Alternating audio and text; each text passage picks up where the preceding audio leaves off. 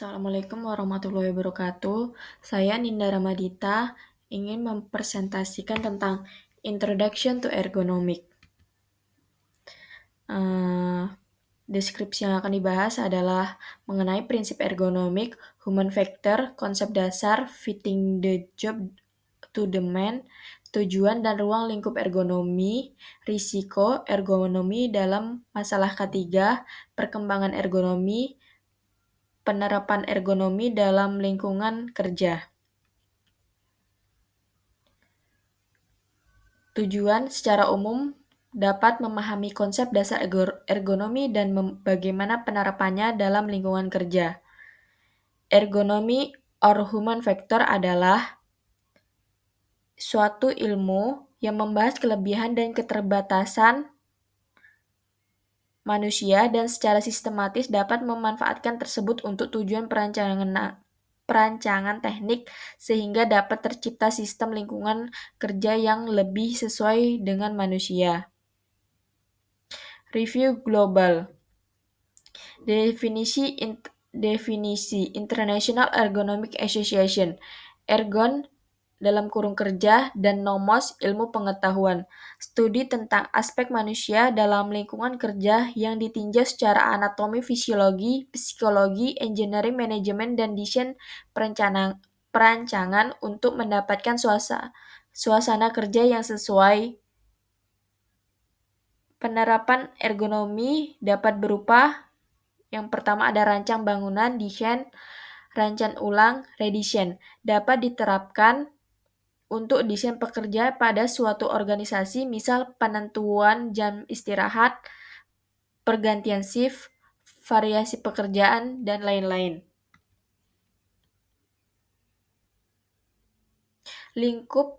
Ruang lingkup aplikasinya, aktivitas rancangan bangunan, desain, dan rancang ulang, redesign, meliputi desain redesign perkakas kerja, bangku kerja, kursi, alat, pengendalian, kontrol. Desain pekerjaan pada organisasi misal waktu istirahat, pembagian shift kerja, variasi kerja. Desain sistem kerja untuk mengurangi rasa nyeri dan ngilu terhadap sistem kerja, kerangka dan otot manusia, kelelahan, ketidaknyamanan, dan postur tubuh. Desain dan evaluasi produk untuk memberikan rasa nyaman dan aman terhadap para pemakainya. The Story of Ergonomic disosialisasikan sebagai bidang ilmu dari tahun 1949.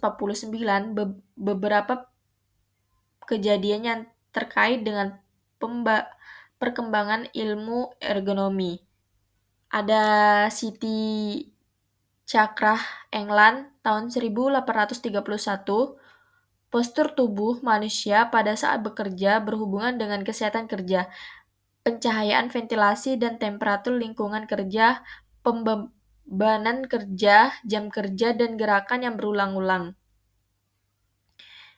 Ada F.W. Taylor dari USA tahun 1898.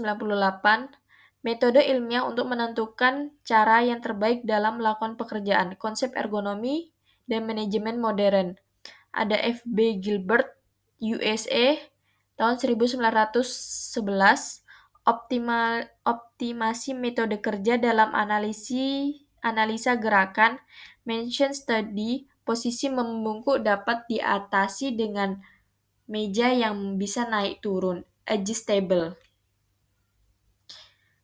Keuntungan dalam ergonomi yaitu penurunan risiko cedera, meningkatkan produktivitas, meningkatkan kualitas dan efisiensi, mengurangi hari kerja yang hilang, meningkatkan semangat bekerja.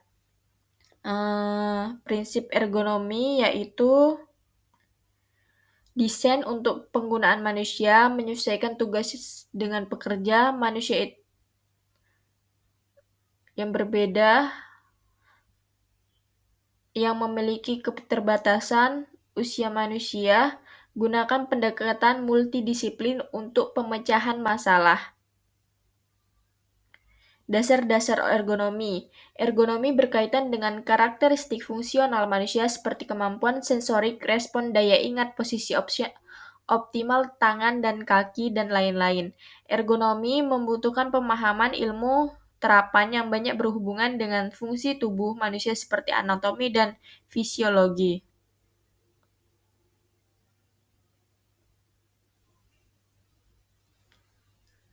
Di sini ada multidisciplinary approach to problem solving.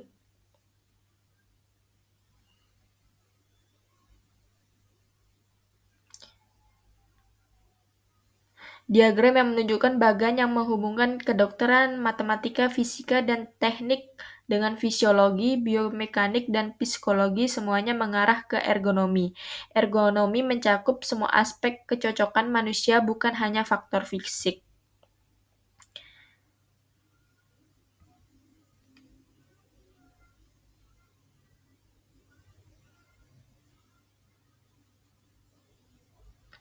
Fondasi ada psikologi sistem kerangka otot manusia yang meliputi kinesiologi, mekanik pergerakan manusia, biomekanika, aplikasi ilmu mekanik tentang untuk analisis sistem kerangka otot-otot manusia, ada antropometri pengukuran dan deskripsi dimensi tubuh manusia, industri higieni, pengendalian risiko kesehatan dalam kerja, industri psikologi, sikap dan perilaku manusia dalam bekerja.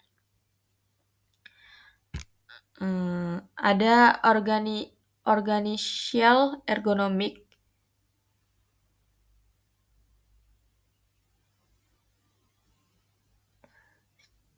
Ada sistem teknik sosial, ada kebijakan dan struktur organisasi dan proses. Terus ada shift kerja,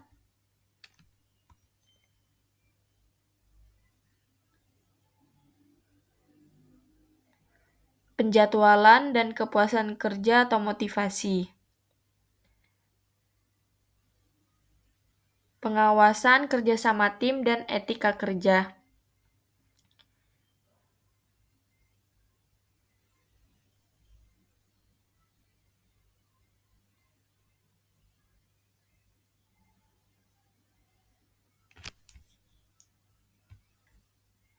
Ada organizational influence, pengaruh organisasi. Ada sistem gaji, pengawasan kualitas, hubungan manajemen dengan tenaga kerja, lembur kerja, shift kerja, istirahat. Terus selanjutnya ada workplace indicator, indikator di tempat kerja. Itu adalah penurunan kinerja, permasalahan kualitas, ketidakhadiran, kelelahan dan ketidaknyamanan. Di sini ada kontrol teknik kontrol tentang ergonomi.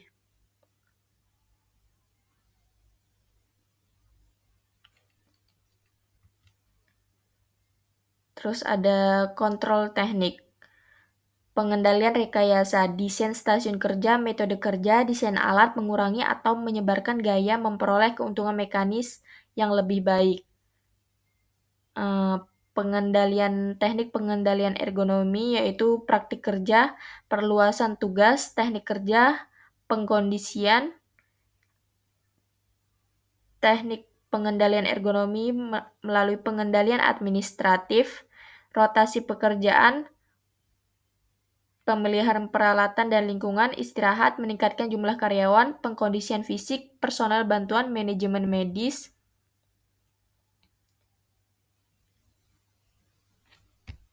Selanjutnya ada teknik pengendalian ergonomi, alat pelindung diri, penyangga, pergelangan tangan, sarung tangan, penyangga, bidai, sabuk perut. Ada ergonomi manajemen medis, pencatatan cedera dan penyakit yang akurat, pengenalan dan pelaporan diri, perawatan konservatif, perawatan medis dan rehabilitas untuk cedera yang melumpuhkan, penilaian kesehatan dan tempat kerja dasar, partisipasi medis dalam desain dan tempat. Sekian yang dapat saya sampaikan. Atas kurangnya saya mohon maaf. Wabillahi taufiq wal hidayah. Wassalamualaikum warahmatullahi wabarakatuh.